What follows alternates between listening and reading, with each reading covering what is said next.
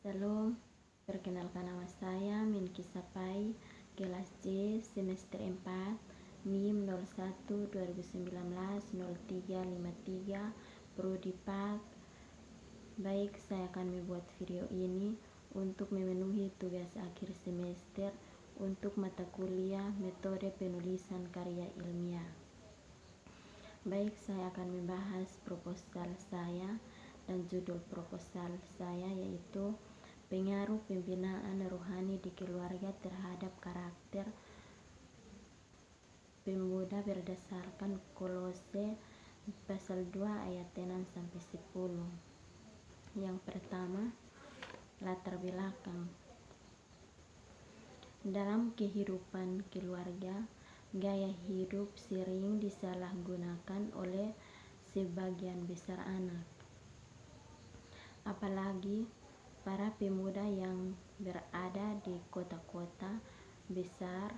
Mereka cenderung bergaya hidup dengan mengikuti mode masa kini.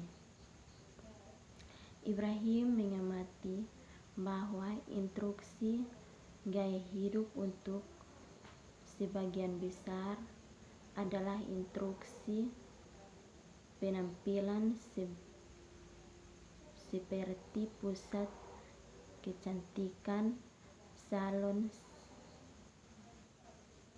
pusat kebugaran, yang semuanya ini menjadi bisnis yang menjanjikan karena semakin diminati bukan hanya perempuan tetapi juga laki-laki dan bahkan anak-anak pun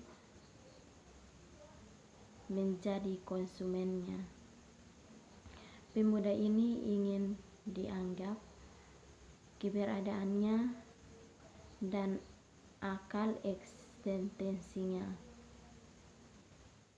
oleh lingkungan dengan perusahaan. Menjadi lingkungan tersebut, kebutuhan untuk diterima dan menjadi sama dengan orang lain yang sebaya itu menyebabkan remaja mengikuti berbagai atribut yang sedang populer. Artinya, kegiatan-kegiatan dalam masyarakat modern terselenggara berdasarkan nilai-nilai dan dalam pola-pola objektif serta efektif. Dengan kata lain, iptek adalah kekuatan mendorong bagi sebuah proses transformasi. Di sini peran orang tua sangat penting untuk memberikan pembinaan bagi anaknya dalam menghadapi era modern ini. Namun banyak ditemukan orang tua hari-hari ini lebih memanjakan anak-anak mereka dengan uang, asalkan sudah memberikan apa yang diminta anaknya sudah dianggap memberi kasih sayang. Pembinaan rohani oleh orang tua kepada pemuda sangat dibutuhkan, tidak saja segi materi, namun bimbingan dan telah harus dimaksudkan. Beberapa dalam kehidupan keluarga kurang tahu menganggap bahwa mereka tidak memiliki kemampuan yang cukup mengenal Allah dan Yesus, sehingga mereka tidak menampilkan ajaran iman Kristen dalam melakukan pembinaan rohani kepada anak. Orang tua cenderung melimpahkan tugas pengajaran dan pembinaan pada gereja, padahal tidak khususnya menjadi orang tua harus lulusan sarjana teknologi atau sekolah Alkitab supaya dapat mengajar iman Kristus terhadap anak.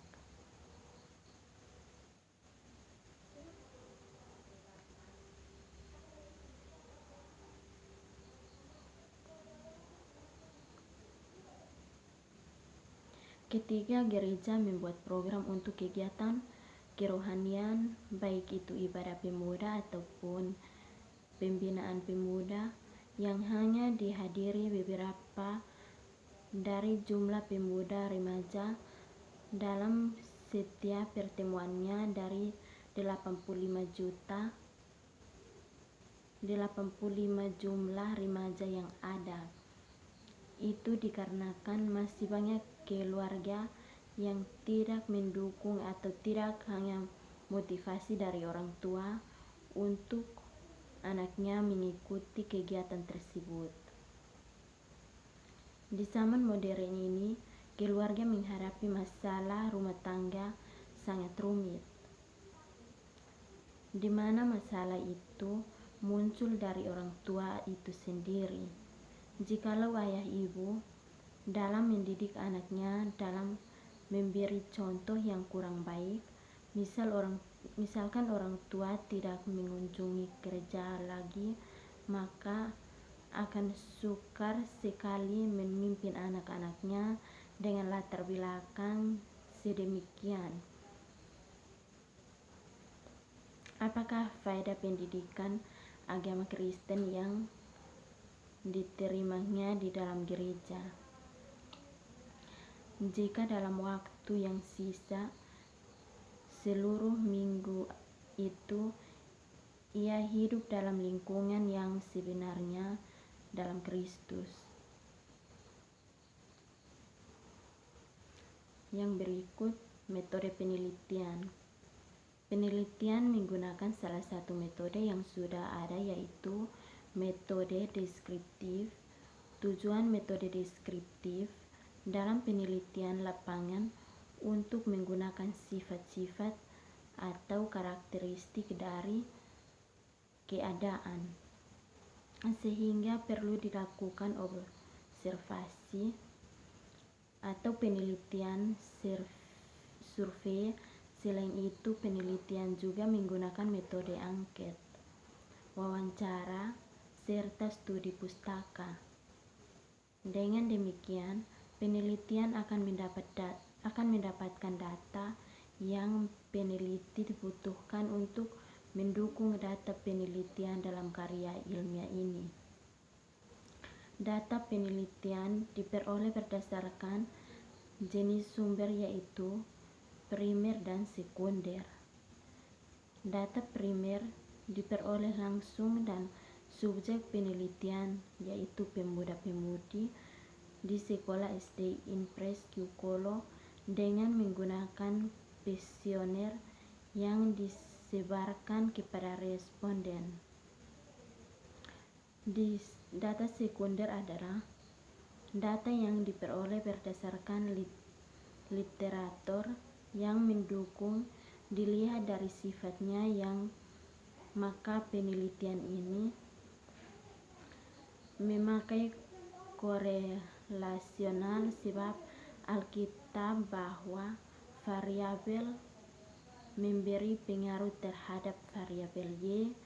Analisis data menggunakan rumus SPSS 23 dengan langkah uji fasilitas, uji reliabilitas, uji asumsi dasar, analisis deskriptif statistik, uji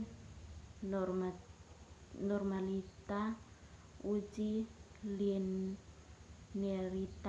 dan uji hipotesis. Terima kasih.